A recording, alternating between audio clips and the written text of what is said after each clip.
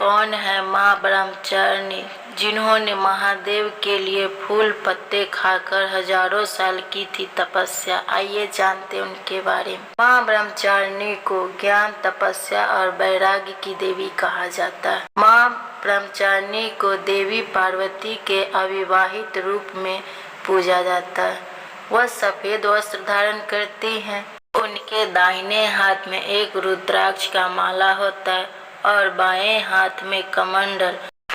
नवरात्रि का दूसरा दिन माँ दुर्गा की ब्रह्मचारिणी स्वरूप को समर्पित होता है। माँ ब्रह्मचारिणी को ज्ञान, तपस्या और वैराग्य की देवी कहा जाता है। माँ ब्रह्मचारिणी को देवी पार्वती के अविवाहित रूप में पूजा जाता है।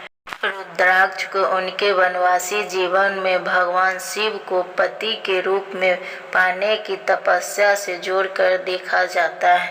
कैसे नाम पड़ा ब्रह्मचारिणी? ब्रह्मचारिणी ने भगवान शिव को पति के रूप में पाने के लिए कठोर तपस्या की थी और इसी वजह से उनका नाम ब्रह्मचारिणी पड़ गया।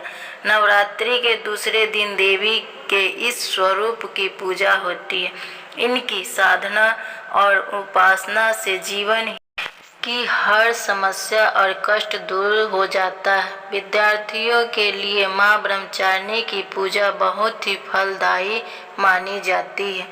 माँ ब्रह्मचारिणी की कथा आइए सुनते हैं। पौराणिक कथा के अनुसार देवी पार्वती ने दक्ष प्रजापति के घर ब्रह्मचारिणी के रूप में जन्म लिया था।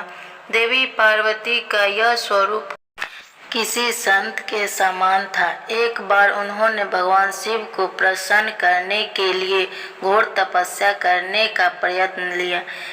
इनकी तपस्या हजारों वर्ष तक चली। भीषण गर्मी, करकराती ठंड और तूफानी बारिश भी इनकी तपस्या का संकल्प नहीं तोड़ पाई। कहते हैं कि देवी ब्रह्मचारिणी केवल फल, फूल और बेलपत्र की पत्तियां खाकर ही हजारों साल तक जीवित रही थी।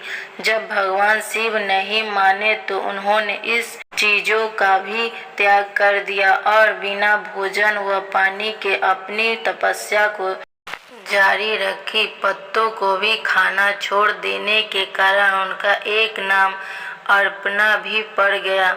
एक बार देवी ब्रह्मचारिणी की इस तपस्या से प्रसन्न होकर ब्राह्मण जी ने वरदान देते हुए कहा कि उनके जैसा कठोर तप आज तक किसी ने नहीं किया है। तुम्हारे इस अलौकिक कृत्य के चारों ओर सराहना हो रही है। तुम्हारी मनोकामना निश्चित ही पूरी होगी। भगवान शिव तुम्हें पति के रूप में जरूर मिलेंगे। माँ ब्रह्मचारिणी की पूजा विधि। नवरात्रि के दूसरे दिन माँ ब्रह्मचारिणी की पूजा पीले या सफेद वस्त्र धारण करके करनी चाहिए। इस दिन देवी को सफेद वस्तुएं अर्पित करने से भाग्य चमक जाता है। ब्रह्मचारिणी को आप मिश्री, शक्कर या पंचामृत का भोग लगा सकते हैं। पूजा के समय यज्ञ और वैराग्य का कोई भी मंत्र जाप कर सकते हैं। जलीय आहार और फलाहार पर विशेष ध्यान देने चाहिए। माँ ब्रह्मचारिणी आपकी सभी मनोकामना पूर्ण करे। जय माता दी। वीडियो को लाइक करिए, सब्सक्राइब करिए। Thank you.